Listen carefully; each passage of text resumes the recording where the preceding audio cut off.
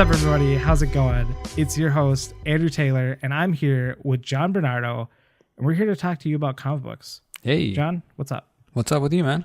Not much. All right. This is a rebooted podcast that I used to do back in the day, and John, you brought this forward to me, and you wanted to restart this podcast, and I said, yeah, let's do it, because I love comic books, you love comic books, and I want to talk about comic books, and so do you. I need to talk about them. I can't keep talking to myself. Yeah.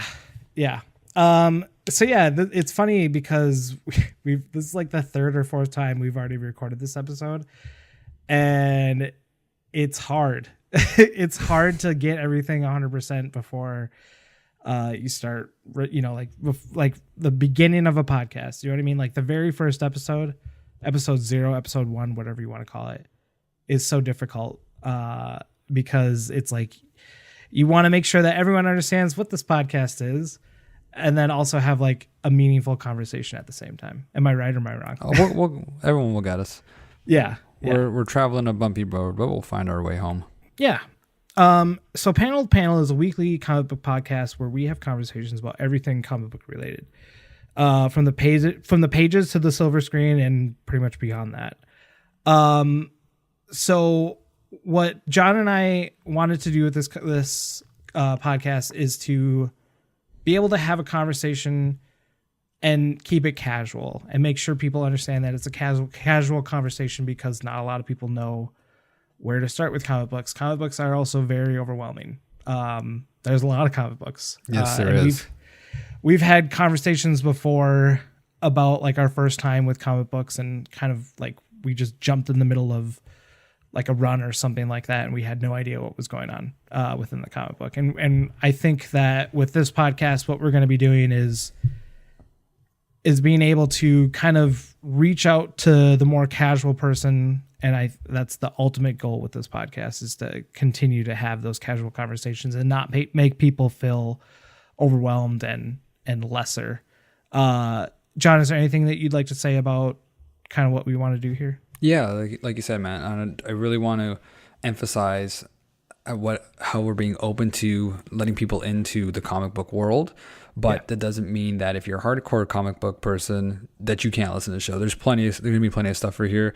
We're going to talk about books you may never heard of, tons of crap. So hardcore, we're gearing towards casual. We're going to talk to the casuals because we want to welcome those people in. But if you're hardcore, you stick around too.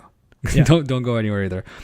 We want to try to highlight, like, this episode we will be focusing on a lot of superhero-ish stuff, but we do want to put more light on the non-superhero stuff, because that's Marvel, DC, that's where it gets really conflicting and confusing. Yeah. And there's a lot of amazing stories out there that are not related to Marvel or DC at all. So if you think comic books are only Marvel and DC, we're about to blow your mind. We're gonna do something. Some brains. Yeah. I mean, that I'm glad that you said that, because I tweeted out earlier this week where I was like, yeah, we're not going to talk about superheroes all the time. And then I was like, fuck. And we're going to swear on the show too. But fuck. I tweeted out like, or John and I were like doing show notes, and I was like, man, this first episode is totally about superheroes, which is totally fine, because there's still a conversation to have there. But you know what though, what we're talking about today, everything is pretty much standalone. You don't need to have any background. I mean, I'm pretty clean on everything that we're about to talk about, and I know what's going on. So as long as you have the basic knowledge of these characters, that's all you really need to know. Absolutely. Yeah. It's like I said before in the beginning, it's very overwhelming at first, but I think that there's a lot of interesting conversations to have with comic books. And so, yeah, let's jump into it. So we're going to do our first segment. It's called What We're Reading.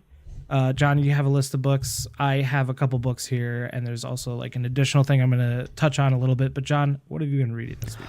I've been really on this really small indie binge lately. I've bought a bunch of indie books in the last couple months, and I finally started to click on them and start reading them. Some of the books I've been reading, I read one called Daddy Lightning, which kind of clicked with me because I'm a daddy, and it's about his dad and his daughter. And another one called Go for the Eyes. That one didn't really stick with me that much. It was too short. Not enough stuff going in there. I can't even really tell you too much about it. It didn't leave a impact with me. But Daddy Lightning was basically this dad that is trying to survive with his daughter, and he doesn't know what to do. The daughter is shitting her pants every second. He's got to change her diaper. It almost looked like it's in a post-apocalyptic world. Mm-hmm. At the end of the day, he kind of, learns lessons and all this kind of crap. It didn't really do much for me, but there is one book that I'm currently reading. It's called Snow. It's about a young girl from Toronto, which is where I'm from, and she's shy. She doesn't have a lot of friends. Nothing's really going on with her life. Doesn't like confrontation. And I don't want to spoil the book, but it was the first chapter or two was a little dull. I almost put it down, but then something happens in about the third chapter that flips the story from, oh, this isn't just, a loner girl going through the world and feeling alone. There's some weight happening here. Some shit's actually happening that's going to propel her troubles and her issues going forward. So I'm only halfway through it, but I'm glad it turned around. It was written by Benjamin Rivers. It's pretty old. It's about 5 years old. Came out in January. He did the art. He wrote it. He published it himself. It's kind of like a slice of life book. So I'll have everyone updated on the next episode on how I feel the rest of it goes. But so far, halfway through, I'm enjoying it. Awesome. That's pretty much it for me. What have you been reading?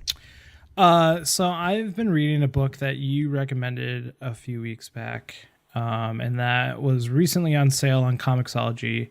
And it is called Batman White Knight. Yeah. It's written by Sean Gordon Murphy, who is a great artist, by the way. I love his art. And also a very great writer as well. His art is, I would love to have a commission of his art. Amen.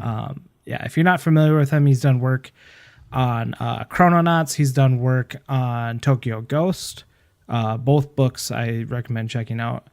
But yeah, like with White Knight, it's really cool kind of standalone story where it flips everything on its head and it asks the question, what if the hero becomes the villain and what if the villain becomes the hero?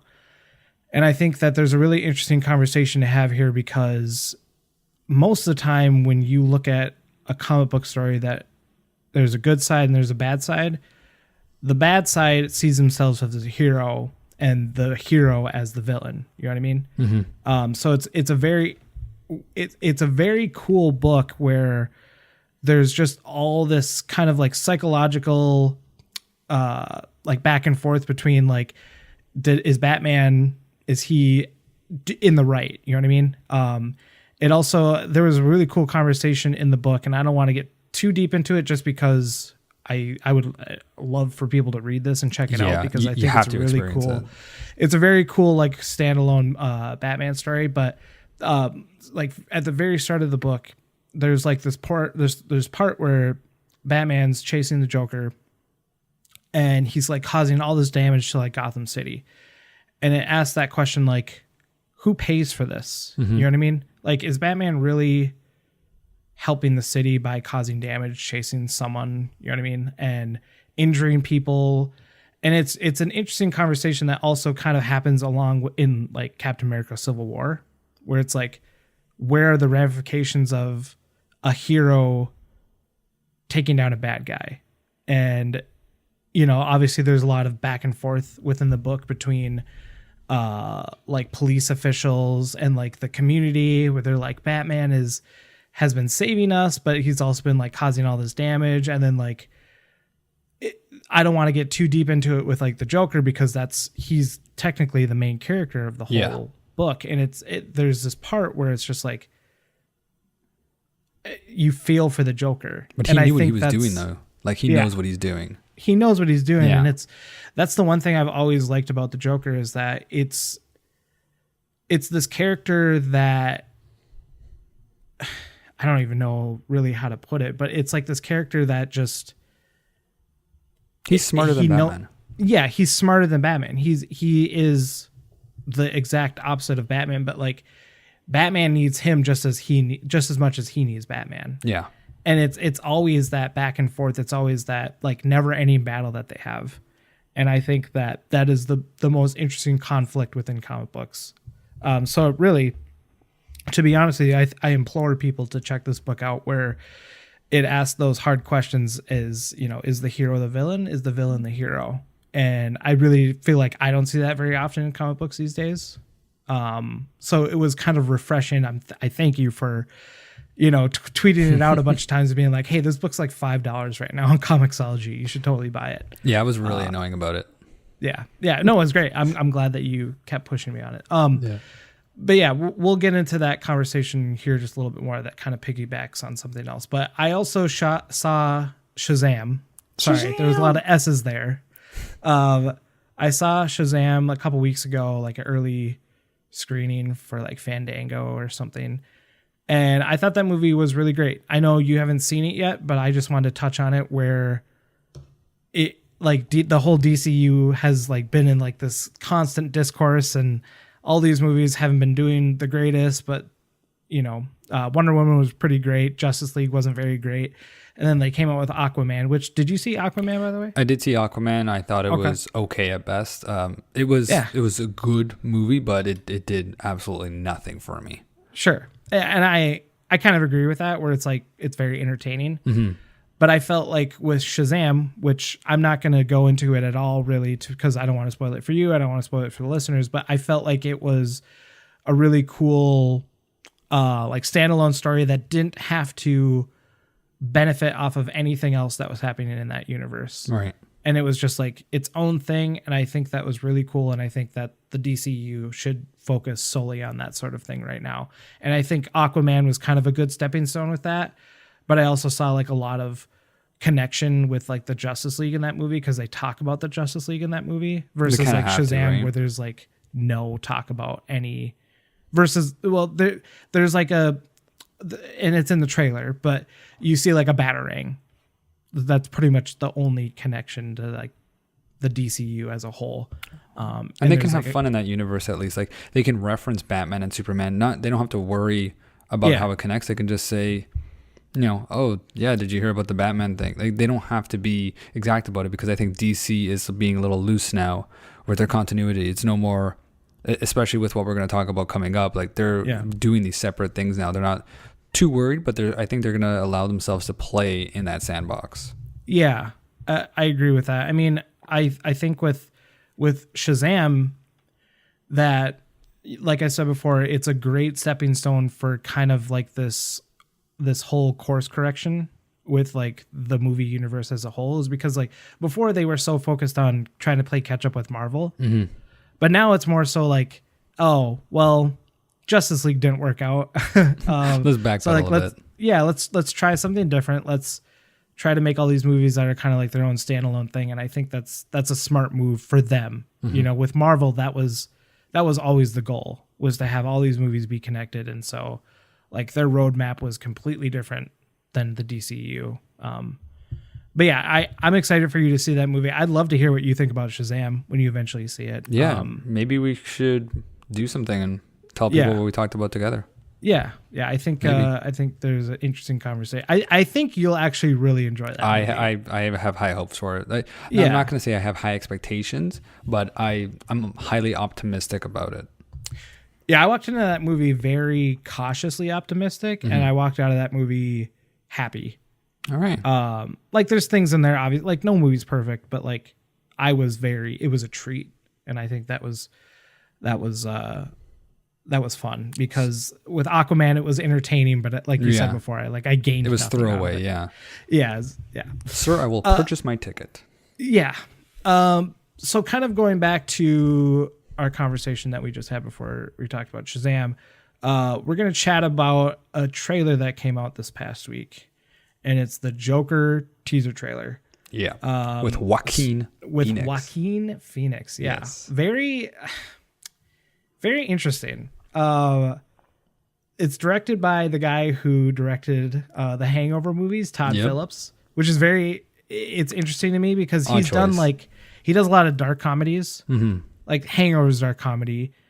He did Due Date, which was with like Robert Downey Jr. and Zach Galifianakis. That was a dark comedy. And then, did you ever see War Dogs? I did actually. He did that. Okay. I really enjoyed that. Yeah, he directed that movie too. He also did Old School, which that was not a dark comedy. Yeah. That was fucking hilarious. That was just a straight up like early 2000s comedy. That's still really funny. But yeah, so it's directed by Todd Phillips, and it's kind of, I don't know how we want to talk about this, but I think there's a really cool thing where it's like the DCEU is like, let's just do like these standalone movies and not even have it connected to like the universe as a whole, because this is a Joker movie, but this is not Jared Leto. Like this is not the same Joker that you saw in Suicide Squad. And I really hope that they're not gonna, like, if this does well, I hope that they don't take it and then go, okay, let's put this Joker in the next Batman movie. I mean, maybe that will work, but I have a feeling that will mean that the Batman movie will have to force itself to fit into Joker's world and all that kind of stuff, and just keep it separate. I think that would be like a misstep right there, because then you have like Jared Leto Joker, but then like Joaquin Phoenix Joker. I don't know. It's really confusing, but the trailer overall was really good. I thought so too. It was unexpected. When they first started showing stuff about it, I wasn't like everybody else where, everyone's kind of shitting on it. I thought to myself, the people involved are heavy hitters. These people wouldn't be involved in this movie if there wasn't something special about the script or their ideas. So I have hope that this is going to be something good, but I just never felt like I needed a Joker story. I don't remember which book had it, but I know there was a similar one to this where, Joker is not Joker. He's a person. He's a comedian with a wife, I think a kid. And then he gets in the bad crowd with some like mafia type people, and they try to go rob someplace. He gets dumped into acid and all that kind of shit. So this reminds me of that book, and I just don't feel like Joker needs anything. I feel like Joker is best when you don't, like the Dark Knight version of him, and how, he tells the scars story 3 times or so, and it's always different. How I got these scars. Every time he tells that story, it's different, which means that nobody knows where he's from. So he's just a psychotic asshole. Yeah, giving him that kind of background, like you were saying earlier, kind of makes him like an anti-hero, humanizes him. I like to see how they're going to play it out. I just don't know that this character needs that. Like, I didn't enjoy it when they did it in a book, and I'm hoping that it's going to be better this time. Yeah, because I like I was saying before, I think there's always there's that interesting viewpoint where it's like, what if the villain is the hero of their own story? And I think that this is what this is trying to do. I mean, there's a lot of highlight on him because he's the main character. Of course. Like in this trailer, it shows him, he's kind of like deadbeat. He is like a sidewalk, like advertising guy that spins like the signs around, and like he gets the shit beat out of him. And then he's basically like, no more Mr. Nice Guy. Yeah. And he becomes the Joker. I mean, obviously there's going to be more that happens before that whole transformation takes place in the movie, but I felt like that was the trailer obviously wants to make you sympathize with the villain. Of course. Because everyone knows who the Joker is. Yeah, exactly. Yeah. And so what you know about the Joker is that he's like this psychotic like person who just murders and kills for fun and like all that stuff. You know what I mean? Mm-hmm. But like this is a completely different viewpoint where I feel like, what if he's the hero of his own story? What if there's like, I don't want to say like a redemption, because I think he's going to become like this psychotic murderer, because like there's this very creepy vibe within the trailer where it's like you can tell there's this dive into madness. You know what I mean? And I think that's cool. And I'm excited to see where it goes, because once again, that whole conversation of the villain becoming the hero in their own story is always really interesting to me. And that happens in The White Knight. So I feel like this, like, I like the vibe. I like the tone. I like the setting. I like that it's in like 1970s versus like modern day, where I feel like that might be kind of weird if it was to be set in modern day. I don't know why, but like, I like it would throw everything off. Yeah. It's too like, but like it being set in the 70s, and there's no mention of Batman There is like a little kid in the trailer, which people are saying, oh, that must be Bruce Wayne. Yeah. But that's not even confirmed. Yeah, I just hope they don't try to shoot or just let it be about his story. Let's not try to shoehorn things in to make it anything more than what it is.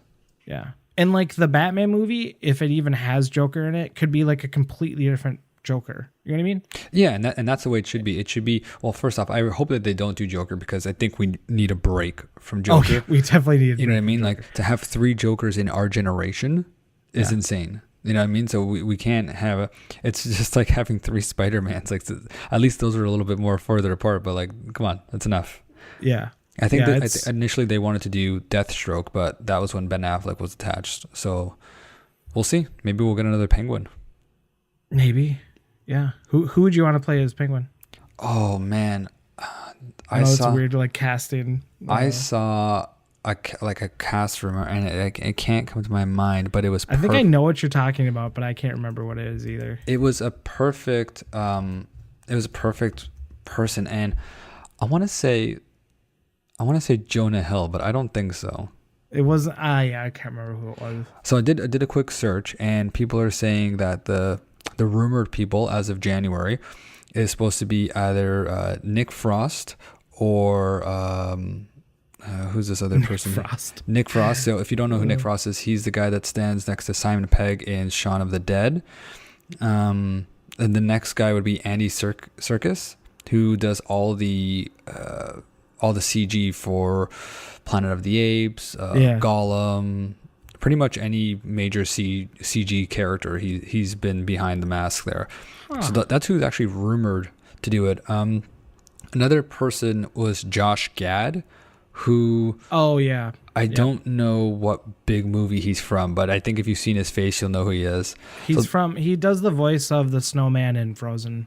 Oh, okay. Oh, there you yeah. So there you go. That's where he's popular from. I know that's not like a physical representation of him, but like that's who the voice is. And he's in Beauty and the Beast. The new one, like the newest one. Oh, okay. Yeah, I've seen him in that one. But I think those are actually, I think out of those 3 people, I actually think Nick Frost might be good. I like his look, but I don't think his voice would be good for it. It's hard to say who I think would be good for that. Yeah. I would love to see Brian Altano tweeted this out the other day where he was talking about Clayface. Mm-hmm. Where like Clayface is have it be like a movie about Clayface where it's like 27 different actors because it's Clayface. He can transform into pretty much anyone. Yeah. And like have it be like really kind of terrifying. You don't know who's who. Like that would be kind of interesting. Also be like super scary. There's like the best part, like what I love about Batman so much is that he has the best rogues gallery. Mm-hmm. Like, I don't know. Do you agree with that? Or do you feel like there's another hero, whether it be DC, Marvel, like, do you think they have a better gallery of like people to go up against? First off, I think you've just created one of the best segues ever.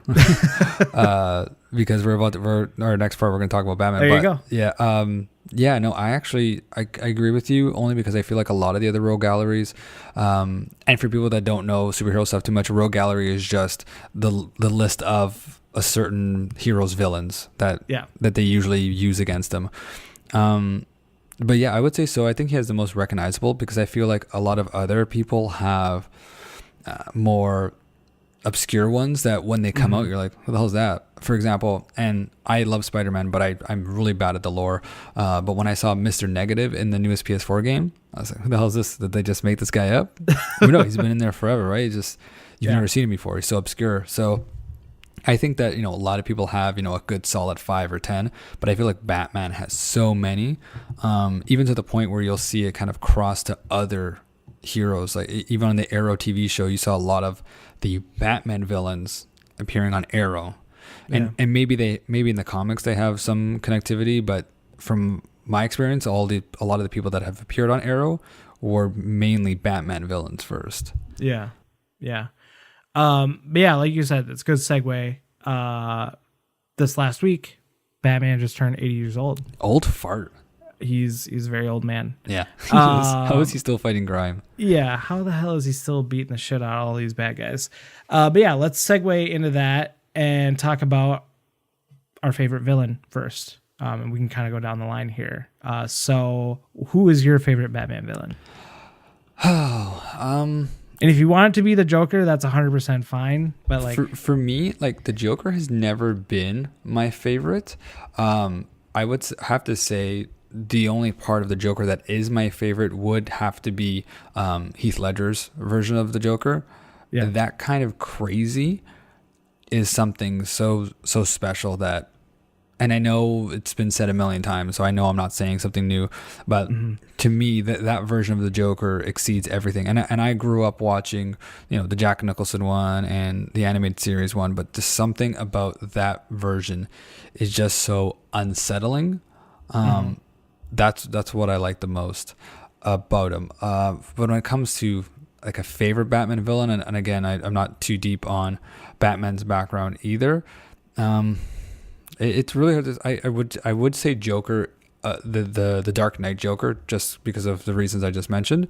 But if I'm gonna have to go with overall, I want to say cheesy, but I want to say Mr. Freeze. I think he's got an interesting story. How he's just trying to keep his wife alive. I like the way he's being used in different mediums. In one of the greatest Batman movies, Batman and Robin, how they use them there. Honestly, man, the puns in that movie just kill me. Very bad. But I love how that in every version of him, it's always significantly different that I've seen, especially like in this version of the White Knight. He's not always technically a bad guy. Some villains are just demented. They're just out there to watch the world burn. But I don't feel like Freeze is always like that. So that's kind of why I put him on my list. I definitely want to dig deeper into the gallery. But right now, that's where I stand. How about you? What's villain stands out for you? Well, yeah, actually talking about that real quick with Victor Freeze, Mr. Freeze. It's cool because that kind of still piggybacks off of the whole idea of the villain being the hero of their own story. Because like he's more of, I always do see him as more of like an anti-hero. Well, like a frenemy. That's probably a better way to put it. Exactly, that's a good way. Like his whole mission is to save his wife Nora, and he doesn't really care about anyone else but her. So it's like this whole cool story of like him doing unfortunately nefarious things, but he's doing it to save his wife. So that's really cool. There's a really cool there's a bunch of stories with like Mr. Freeze that I think people should check out. But I mean, there's definitely villains that Batman has where they are just plain evil. Like I'm looking through the list right now, and there's nothing good looking about these guys. You could just look at them and you're just an asshole. You really are. I think I'm gonna say Two-Face. Okay, that's a good one. Favorite. Yeah, Harvey Dent. It's very like I've seen different portrayals. Obviously, there's the one from The Dark Knight with Aaron Eckhart, which is my least favorite, to be honest. Dent. Yeah, it's a little weird, but give me Tommy Lee Jones all the way. Yeah, totally. Tommy Lee Jones and Jim Carrey as a Riddler, which I feel like would work really well today versus like back then. Dude, it worked back then, and it would work today. Yeah, totally. But like with Two-Face, like it's a very cool story of like this guy that just had like this unfortunate situation where he just gets half of his face just completely melted away, and it's like this dual persona where it's like yin and yang. One persona is like the good and the other persona is bad, and they like clash with each other. And I don't know. It's just like this. Like Batman has all these really cool villains that have like, I don't know how I want to word this. Like a power or something that the benefit. I mean, my only problem with, and I don't want to shit talk your pick, of course. I just want to understand it more. My only problem with Two-Face is that, he got burned in the face, and all of a sudden he throws away his whole, lawyer career or whatever, district attorney career. To start like robbing banks and stuff. Like, obviously I haven't seen all of his origins, so I don't know if there's one that makes more sense. I can't sympathize or empathize with him at all because you got scolded a bit, but you could come out on top. Instead, you started to be a dick. Yeah, well, I mean, I'd say his best portrayal is probably the one from the animated TV show, like back in the 90s. Mm-hmm. Because like him and Bruce Wayne are like best friends. And when the accident happens, he feels like betrayed by Bruce. And it's like this whole kind of like, I have this animosity and hatred towards you because you didn't get your face. No, okay. At least I don't think so. And if I haven't watched that was the cause, then please someone correct me. But it's just kind of like this whole cool, I don't know, like hatred story, like for someone that had like nothing to do with it. And then obviously Bruce Wayne's Batman. So then when Harvey Dent is doing crimes, then, it's like this whole back and forth. So I don't know. I like this. I like having all these villains that are like somewhat personally connected to Bruce. Like you could say Catwoman's a villain. Yeah, like, she is the most like anti-hero out of all the Batman. Anti-hero. Yeah, I would say because there's so many times where you don't even know what side she's on, and you know that she's gonna go to the good side, but then she'll at the last second just change her mind.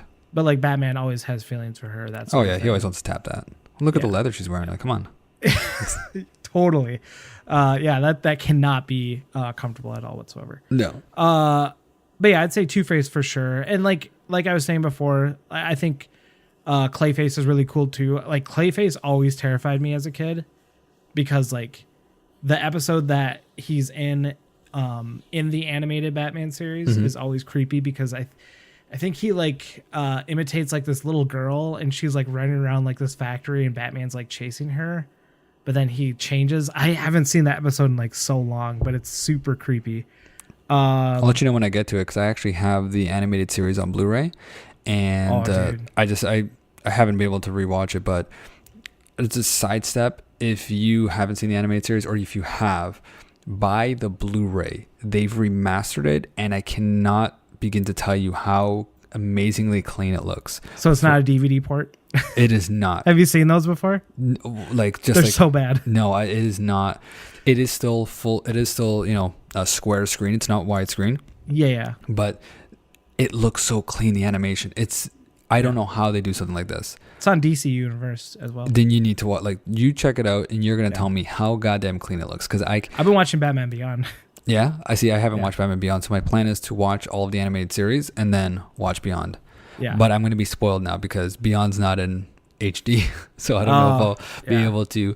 But I tried to watch the animated series for the longest time, rewatch it. I watched it when I was a kid out of order, and I just couldn't stand how every version that I was able to get, the quality was just so poor.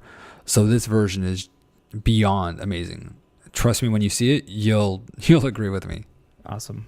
But sorry, we went off track. Let's No, it's totally fine. Yeah. So like our next favorite gadget. What's your favorite Batman gadget? Well, I did us the liberty of getting an article here with the 50 coolest Batman gadgets because I don't know a lot of I know his main gadgets, right? So I would say right off the top bat, I'm going to go with the most obvious one, the Batarang. Nothing better than him just throwing that out and it's just coming out of nowhere and just slaps you in the face. Or anytime, they've thrown it at a wall and you can see it sticking there and whatever bad guy would get he gets all shaken up. Oh no, it's the Batman. Anytime they just see that little Batarang, they get horrified. That's hilarious. Going through this list reminded me of something else that we've seen, not this exact gadget, but we've seen him do it in other mediums like Batman v Superman. In the gadget list that we have here, they call it the kryptonite ring. And for those of you who don't know the connection, obviously Superman and Batman, they're in the same universe, and Batman has some type of kryptonite so that he can control Superman if he needs to. I just love how we have an alien from another world, and Bruce Wayne is smart enough to have something on him that if he needs to clock him, he's got some kryptonite on him. So apparently he has a ring. Yeah, I didn't know he had a ring. So that's I like that he's still smart enough to have a one-up on literally the strongest person in this universe, or the strongest hero as far as I know. But if I'm gonna have to go without using a website help, I'm gonna say the Batarang. It's classic. It's one of the first things I've seen of Batman, and you just can't beat it. How are you? What's your favorite gadget? So this is a little bit different. I wouldn't say it's a gadget, but it's more of kind of like a safe plan. So Batman has like a protocol or like a list on how to defeat every hero. Oh. So like he knows every hero's weakness. So obviously you have like the ring for like kryptonite to be like Superman. But this actually happened in like Justice League Doom, where like it's basically like the Justice League versus Batman, but he has like a fail safe to like take everyone down. And I don't want to get too deep into it because it's like it's really cool. Yeah. Yeah, there is a movie and there is a comic book too. But yeah, I always thought that was like kind of a cool scenario where it's like everyone versus Batman, but like Batman knows how to beat you. So I know it's not a gadget per se. If I were to pick a gadget, I always thought like his grappling hook was cool. Yeah. I guess my biggest problem is like, does it just detach and there's just another fresh like clip in it? Like right away. You know what I mean? Like, I think it's like measuring tape where like he gets up there and then it just like retracts back. I mean, that'd be cool. But like, I just remember seeing in like the movies or like the like TV show where it'd be like, it would like shoot up, it would grapple on something. Like, does this thing just like retract back to his gun or whatever? I don't know. I think so. The laws of physics just do not apply to Batman. Either that or he just shoots it, he gets to his place, throws away the gun. He's like, I got another one. It's fine. Yeah, like he just has like 30 guns on the back of his cape or something like that. But yeah, that gadget's cool. Obviously, the Batarang. I mean, the laws of physics do not even, apply to that thing. Well, if the laws of physics applied, it would just be a boomerang. But because that's true. That's why it's called a Batarang. But it's like he throws it and he hits him directly in the gun. He hits the gun away. Like, I don't know. Well, if you're playing like one of the Arkham games, you got the remote control, the remote that goes with it that just glides. It's just auto assist. The remote control on Arkham. Yeah. Okay. Favorite Batman comic. This is easy for me because it's recent and you're gonna hear about this a few more times today. Batman White Knight is my favorite Batman comic. I haven't read a lot of Batman comics. I've read some of the classic ones. I've read Killing Joke. I actually that might be the only one. I've read the Dark Knight ones as well. White Knight is easily my favorite, and I know it's not mainly focused around Batman, but it's a Batman-esque story, and I will continue to preach this book and as long as I can speak it. So yes, number one book right there. Yeah. I've said this so many times before. I've said it on other podcasts. I've said it on the previous panel podcast that we used to do. My favorite Batman comic book is still Batman Court of Owls. It's a very interesting story. And it kind of takes the whole Batman lore and spins it on its head. And I think everyone should, if you have an interest in Batman whatsoever, I think Court of Owls, New 52, is a perfect place to start. Like if you've never read a Batman comic book before and you've always had interest in the character. Like I said before, it completely changes that whole lore that you think you know about Batman and kind of just puts a really cool spin on it. And there's a really cool villain in there. And it's very psychological and it's very interesting. And Scott Snyder, Greg Capullo does the art for it. Scott Snyder is a great writer and he's really talented. And I think I'm glad that DC entrusted him with a really cool story and allowing him to kind of like tell his whole vision for the character and do what he did with like the New 52 Batman, which obviously if you're like a hardcore like comic book person, you would know that the New 52 isn't a thing anymore. But like at the time when it first originally came out, I think Court of Owls was kind of like top of the game. You know what I mean? Right. Where it was like, this is high quality, like Batman storytelling. Spicy. Yeah. It's very, very cool. And I think everyone should check it out. Okay. A movie. What's your favorite Batman movie and your favorite Batman portrayal? Ugh. See, you know what? It's funny because I put this question here and I still don't have an answer. For movie, I don't want to say The Dark Knight because I feel like it's kind of easy, but I would say it would be a tie between Dark Knight and Batman Returns. So Dark Knight is the obvious reasons of why everyone loves Dark Knight, but Batman Returns was just so fucking weird. It was so wacky. Christopher Walken was amazing in it. Michael Keaton I felt really took that role even further. He got deeper into it. Danny DeVito as a Penguin, Michelle Pfeiffer as a Catwoman. Like, everybody was on their game, and it was a really campy comic book movie. But having Tim Burton direct that, just this really oozed with style. Where it's like you have other Batman or just other superhero movies where it just seems like, hey, we just hired person and he's directing it. You know, there's no style, but there's so much substance, so much style, so many cool things that happen to it. I love the villains in that movie, like the look of them, like not like the actual main villains, like their henchmen.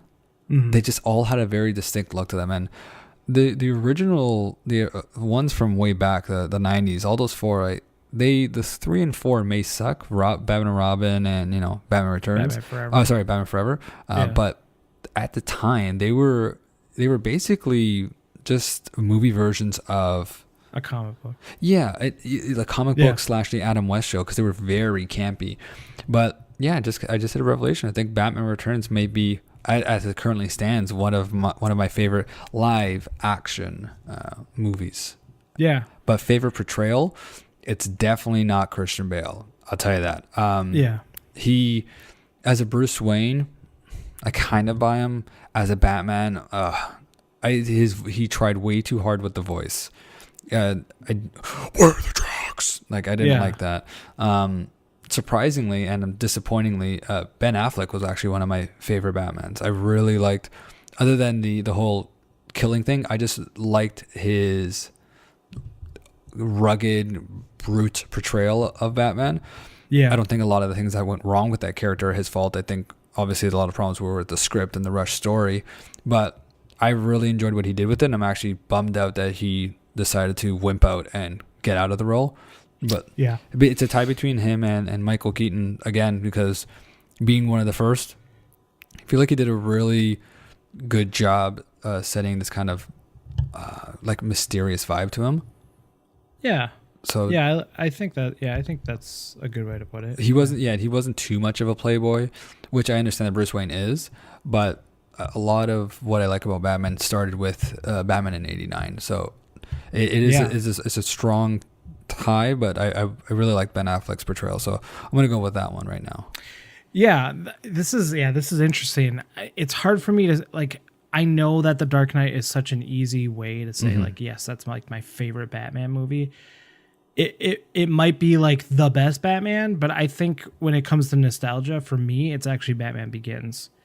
I saw that movie with my dad twice, like the weekend it came out, and I think that movie kind of means more to me because I did grow up with like '89 Batman. Like, I remember Michael Keaton, Val Kilmer, George Clooney. Like, I remember all of that. Like, bat nipples. I get it. It's funny. Like, the bat butt. Like, he's got like this tight ass suit, and it's all like silver and black, and I hated the silver costume though. Yeah, obviously, like the '89 Batman didn't go deep into that. It was more like, oh, this is just like Batman, but except like there's that one part. I think it might be in Batman Returns where like the wings look like they're actual like jet wings versus like a cape. I can't remember which Batman movie it is. It's either in the '89 or Batman Returns.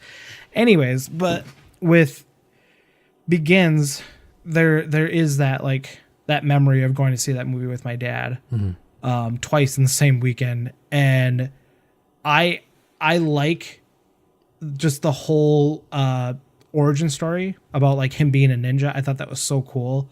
Like, Christopher Nolan takes this character who's not like, who doesn't have superpowers, who's just like super rich, but then like turns the whole origin story kind of on its head, where it's like, yeah, he was like a part of the League of Shadows, but it has like this cool like introductory where and it's not rushed at all. I never felt like the opening of like Batman Begins is rushed. It's like No, very no, like yeah. There's a lot. Yeah, it's a lot to like chew into, and I like the flashbacks that they have like of him before he joined the League of Shadows, like in that movie, and then when he finally does become Batman, it's like a really cool moment in that movie. I'm trying to this is interesting. Like when I say portrayal, I like Christian Bale in Batman Begins as both Bruce Wayne and as Batman, because the whole like voice that you were talking about, he doesn't do that voice in Batman Begins. I don't know if you noticed that. He doesn't. I haven't watched it in a while, so I would have to go back. So, but yeah, you're probably he right. does it in Night and in Rises. And yeah, it is way over the top where it's like, where's Rachel and blah blah blah, and like, where is she? Yeah, it's just like, obviously there's been so many memes off of that for the last 10 years that movie's been out. But yeah, with Begins, he doesn't really do that voice at all. There's no like deep voice or anything. He's not like, he's still like yelling, but he's not like, there's like this weird thing he does with his throat or something. I don't know. It's weird. But yeah, like I like his portrayal of both Batman and of Bruce Wayne in that movie. Speaking of Ben Affleck, I would have loved to see where it went. Yeah, he really stopped caring. You can tell he didn't care in Justice League. In Justice League, he hammed that role so fucking hard. Like, he did not give a shit about, like, he did not want to be in that movie. He didn't want to be Bruce Wayne. He didn't want to be Batman. It was like, he was so boring in that movie as Batman. That's like, what was Batman so disappointing did next too. to nothing in that movie. Exactly, and that's why I was disappointed, because I'm like, dude, you had like everyone shot you down. I was optimistic for you, and you crushed it in Batman versus Superman, and then he was my favorite part of Batman versus Superman. Exactly, yeah, like having him in there, because I don't really care for Superman, and definitely not a big Henry Cavill fan of Superman. Like, I liked him in other stuff, but not as Superman. It just didn't do it for me. But yeah, no, Ben Affleck really took that, and I really feel like he owned it in Batman v Superman, and he just got overwhelmed, tired, whatever his reason for backing out. I don't know why he would do that, but he did what he did. Yeah.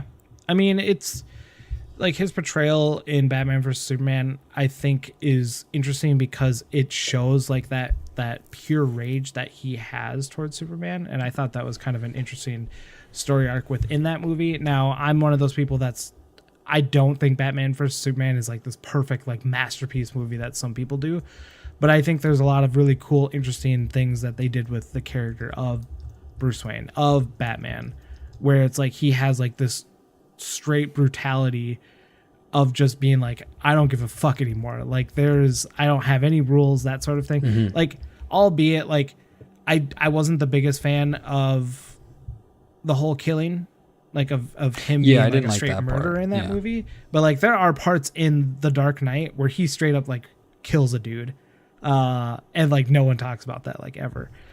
There's like a scene where they're underneath, like in the tunnels. Like, I don't know when's the last time you've seen The Dark Knight. A while ago, yeah. But he smashes into a dump truck, and like the whole front of the cab is just completely destroyed. And there was a person in there, and that person is no longer alive. They're faceless. It doesn't matter. Yeah. So someone has definitely died in the Christopher Nolan Batman movies. And so, I mean, you want to have your character be as close to what the comic books are.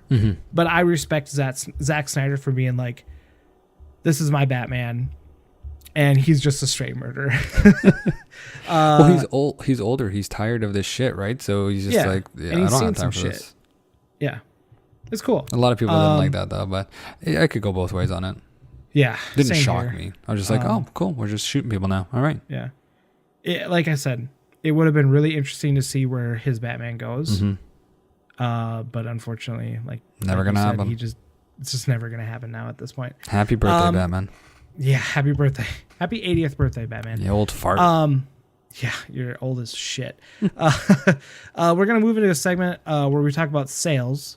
Yeah. And this is kind of like, I think this is a cool segment where we can help people kind of have resources to find comic books for cheap. And I think that's important because a lot of comic books are very expensive. Yeah. Now, before we get into this discussion, when we're talking about sales, we're talking about like deals where you can buy comic books. And this is all digital stuff. So like if you're interested in like buying physical comic books, single issues, trades, whatever you'd like to collect, we don't really have any insight on that. Unfortunately, I'm not going to call comic book stores and be like, hey, do you have any sales this week that we can talk about on our podcast? But no, like straight up, I wholeheartedly support if you want to purchase physical comic books. I think that's important to support like local comic book stores. 100%. I like every once in a while, there's a comic book store that's over by our apartment, and that's where I always buy my collection for my New 52 Batman. So like whenever I finish one volume and I want to get the next volume, I just go to that comic book store and I purchase it from them. But the majority of the comic books that you and I both purchase are digital. Yeah, and if it comes down the line where, first of all, you, the listener, if you want to, shout out your local comic shop that's having an insane deal, then tweet at us, and we'll list all that stuff later, and we'd be happy to promote it. And if Amazon is doing something, we'll be happy to promote that as well, like something physical. It's just the digital sales we know are worldwide, and we know it'll go to every person that's listening. So it's just easier to say, listen to these sales. Plus, you and I have both run out of space. Yeah, I live in a condo. I do not have. I had to get rid of all my physicals, all my singles a couple weeks ago. So it was tough. Oh man, rest in peace. Yeah, it was tough. But I still have my classic Ninja Turtle graphic novels. Those aren't going anywhere. Dude, there you go. Yeah, I have my collection right next to me too of physical stuff. And yeah, I mean, I had, I think we talked about this on episode 0 that we're not going to be releasing, but I had like a whole stack of physical comic books, and I was just like, at one point I was spending like $50-$60 a week, and I was like, I cannot do this anymore. No. Like even at the time I was still single and not married, but I was like, that's $50-$60 every single week that I'm spending on comic books. Like I know that whatever, there can be a conversation of, is that a waste of money or not? But to me, it was almost like, it wasn't that it was a waste of money. It was just like, this is a lot. Yeah, it's like, can you afford to do that? Yeah, comic books are one of my passions, but if your passion is dry in the bank, like if your passion leads you to living on the street with a bunch of long boxes. Yeah. So yeah, I sold all of those like a couple years ago, but yeah, I'm basically strictly digital besides, some books here and there. But let's get into some of these sales. Yeah. So I see that you have listed here Humble Comics Bundle, Transformers 2019 by IDW. Yeah, I came across this a couple days ago, and I'm not a Transformers guy, but this deal is crazy to pass up if you're interested in Transformers at all. Yeah. So Humble Bundle, I believe, goes to charity, and they put together these little packages of, you can pay whatever you want. In this case, they're all DRM free, which means they have no security to them. You don't have to worry about them being locked, and they're given to you in different formats.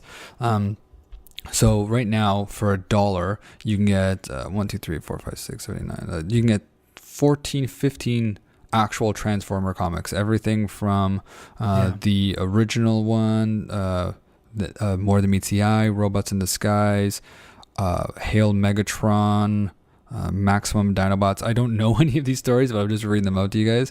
Yeah. And that's what you get for $1. For $8, you'll get all of that plus another 10, 12, and these are more recent stories. And if you pay $15, you'll get all the ones from before plus another 10 or 12. So you're getting I can't even describe how much stuff you're getting. You're getting about $600 worth of stuff for, $15. Yeah, that's an insane deal. Yeah. Plus, I'm looking right here. It looks like all the money that is used on the sale, or that people buy books, or you know what I mean, that all goes to Hasbro Children's Fund. And so there you go. So not only are you getting content, but it's for something amazing. As awesome. Of us recording this right now, there's 2 days left. So when you listen to this, you will have very little time left. I didn't realize that when I put this here. So you'll have very little time left when you hear this. So if you're interested in Transformers, head over to humblebundle.com and just scroll down to the bottom, look for the Transformers link, and go ahead and buy the one that you'd like.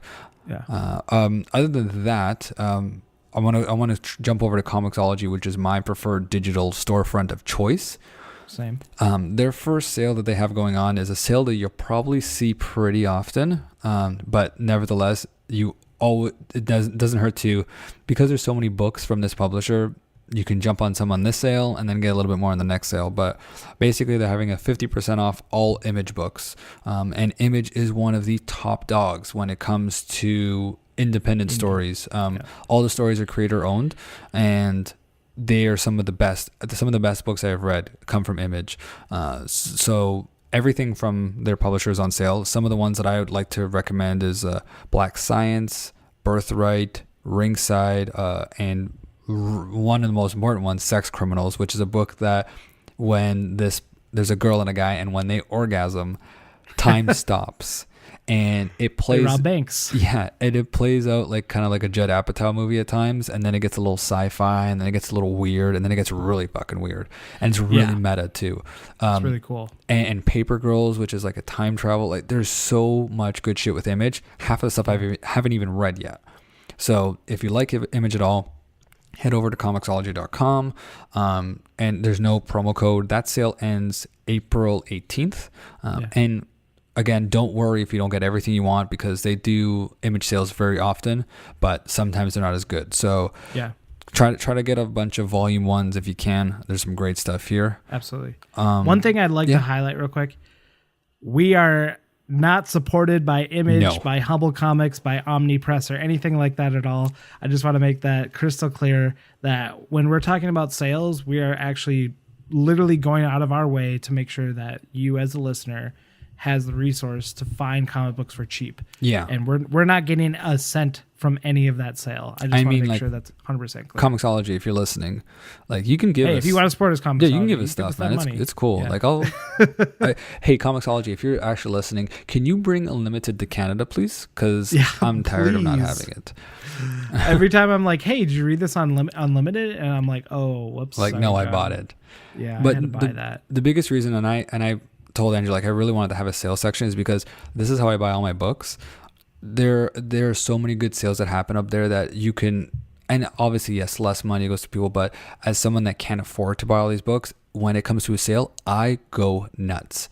Ninja Turtle. I've spent like $60 before, and I've had like close to like maybe 30 trades at one point. Yeah, like, where I was like, that's crazy.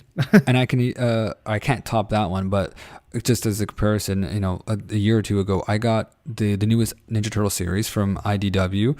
I got 17 or 18 volumes for $60, and each volume in the store, a physical one, it was about $20 to $25. So, like, you saved a shit ton of money. Yeah, it's like this is. I will always be an advocate of the sales. I will always do my best. I check the sales every day, and I will do my best to tell you guys about the sales as soon as I see them. And I won't stop talking about it. Like, we had Batman White Knight on sale, and this goes to show you how good of a book that was. It was that I read it free from the library, and then as soon as I saw it go on sale, I bought it without question. Am I going to read it again? I don't know. But I bought it again, and it might be one of those books that I have to buy physical as well, because it was so good that I need to own it in every medium. Yeah. There's a couple things also on here. Sorry. No, go ahead, please. To jump on, but looking at the 50% off Image sale, I'd like to highlight a couple of particular books, because I think for us just saying the name, people might not really know what they are. Fair enough. They can obviously Google it. They're going to get a good understanding. But a couple different books here. Paper Girls. If you're into Stranger Things, Paper Girls your jam. That's a great comparison. Black Science.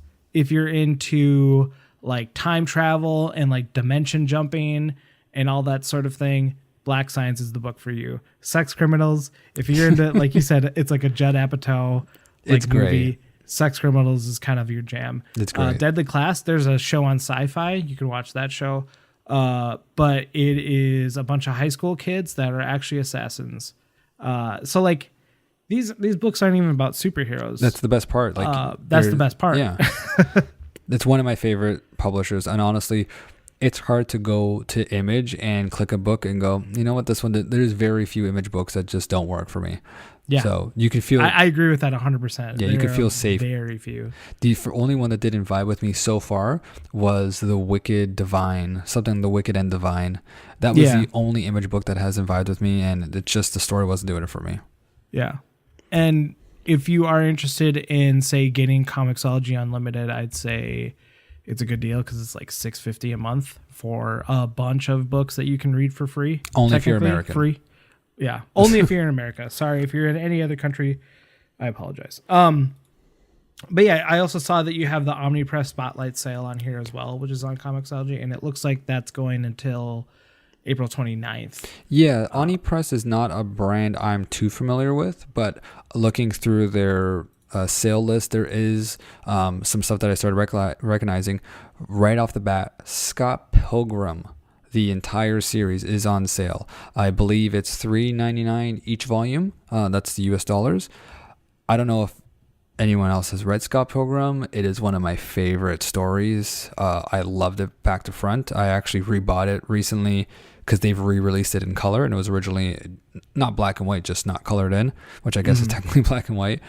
And it's just full of these video game references. It's about a guy that starts seeing a girl, and she has 7 evil ex-boyfriends that he has to fight, and it's so video gamey, and it's so awesome.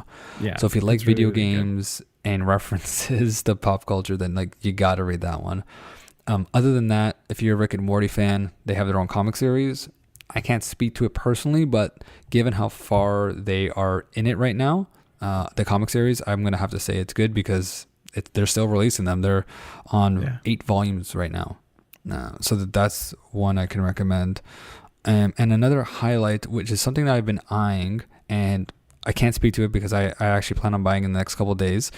It's a book called My Boyfriend is a Bear. And it's, you'll find out about me that I like to try to read off books that, may not seem normal, just because, I want to try to find new stories that aren't just the usual thing of what you can expect.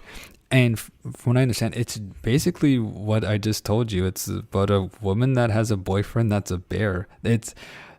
I'm sure there's more to it than that, but the design about it, not the design, but the artist behind it, it just, ever look at a book and you're like, I want to read that. I don't know why.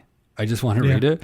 This is one of those books. Real quick, I'll just want to give a synopsis of this because it's a really odd book to me and I really want to check it out. But the synopsis is, Nora has bad luck with men. When she meets an actual bear on a hike in the Los Angeles hills, he turns out to be the best romantic partner she's ever had. He's considerate, he's sweet, and he takes care of her. But he's a bear. And winning over her friends and family is difficult, not to mention he has to hibernate all winter. Can true love conquer? And that's an actual comic book. This is an actual comic book. It's written by Pamela Ribon, I believe is her name. Sorry, Pamela, if I said your name wrong. And drawn by Kat Ferris.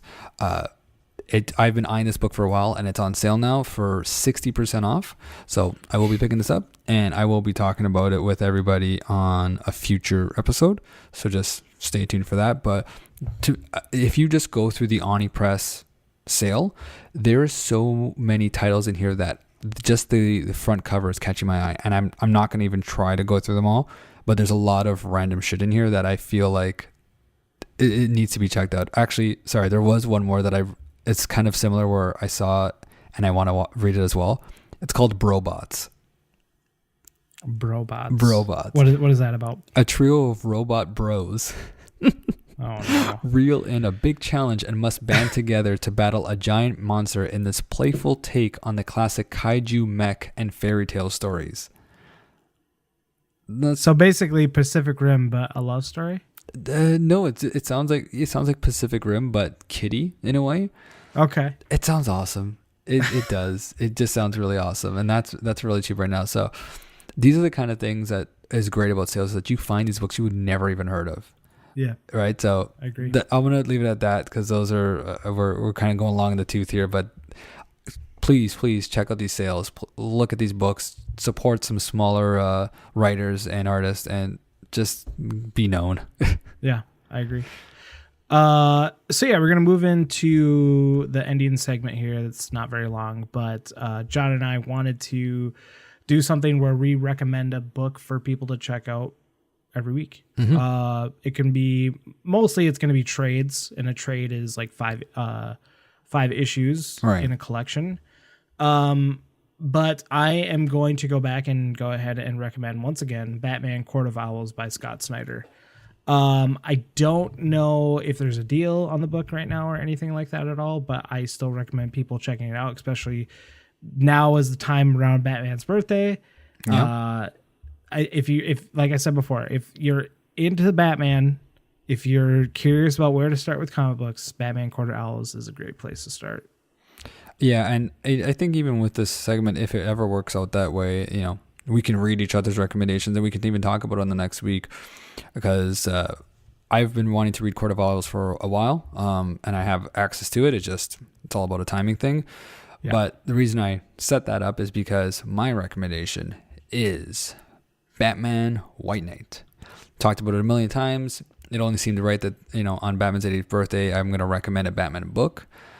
We promised you guys this show wouldn't be all about superheroes, and it was a lot about superheroes, but just understand that I am not deep into any Batman lore, and I can tell you that this book was amazing from front to back. If you are a Batman fan, even just by the movies, there are so many little things that I can't say what, but you will see something that will hit that nostalgic feeling from previous movies. And when you see this scene, you'll just say, let's fucking go. And Andrew, I don't know if you've seen it yet.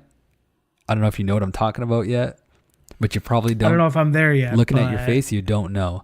So I hope next week you'll be able to tell me more thoughts on it, and I hope next week I'll be able to tell you about Court of Owls. That's the plan here. Yeah, you like that. Yeah, I will be done with White Knight by the end, like at the end of next week. Okay. I powered through it today. It is pretty like meaty. It's like 254 pages or something like that. Court of Owls is somewhat similar. So it's like the thing about like trades is they're perfect because there's always places within trades that you can take a break and stop. Mm-hmm. And so, I mean, I was like at a break and I was like, okay, I'm gonna take a break right now because I had other stuff I had to take care of today. But I'm excited to finish that book, and I'm excited to see what scene you're talking about. But we'll get into that next week. I can't wait. Yeah, cool. We were gonna do Twitter questions, but this is the first episode, so there's not gonna be any Twitter questions. No, that's right. First and foremost, everyone, thank you so much for listening. If you want to follow us on Twitter, please do so. We have the Panel to Panel Twitter account. It is at PanelPod. If you want to follow John and I on Twitter, John is at John S. Bernardo, and I am at Papa Drew Bear on Twitter. Mm-hmm. Please, if you like what you heard, please go ahead, leave a small review on iTunes, subscribe. We're on iTunes and Google Play. What? We're trying to get on to Spotify. But I have to fix that still, and Slider. I should have done that this weekend. I will get it fixed by next week. But it's been fun. Obviously every podcast has like a little shaky, beginning, but I think that, like I said before, the interesting thing that we want to do is to just have it be casual. Mm-hmm. Like I never want to make someone feel stupid with comic books. No, and that's why I feel like sometimes even something as simple as Rogues Gallery, I'll let you know what it is, just because I never knew what that was before. And if you listen to this and you're like, what the hell's a Rogues Gallery? I'm like, I'm going to tell you what it is. Yeah. It's a collection of bad guys. Yeah. There you go. We could do something fun like that where we have like little definitions and whatnot. Exactly. But, everyone, thank you so much for listening. Thank you for checking out Panel to Panel. This has been episode 1, and we'll see you next week. See y'all.